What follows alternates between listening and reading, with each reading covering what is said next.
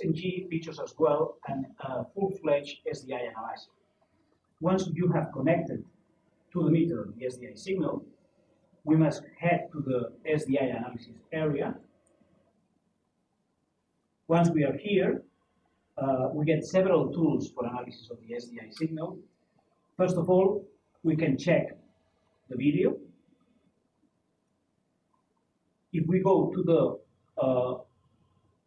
video audio parameters area, here we can see all the different metadata related to the video and audio layers, among others, the resolution, format, bit rate, etc.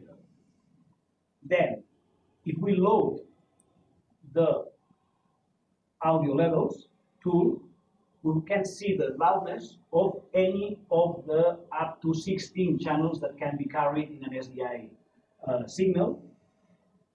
Again, not only we are offering the loudness,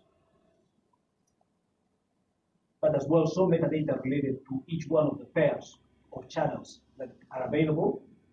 So pair 1 and 2, 3 and 4, 5 and 6, etc., up to 15, 16. We can see in red a small bar that gives us an idea of what is the peak level of each one of the audio layers. And in the bottom of this plot, we can activate and deactivate the actual audio of each one of these layers. So let me just turn up the volume.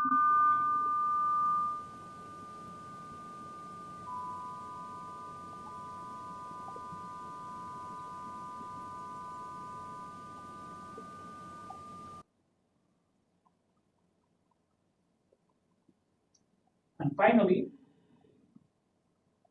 let's minimize this window, and we can see as well the SDI. Here in the SDI analyzer, this is a very interesting tool for example, studying and identifying jitter artifacts, signal distortion, noise in the SDI signal.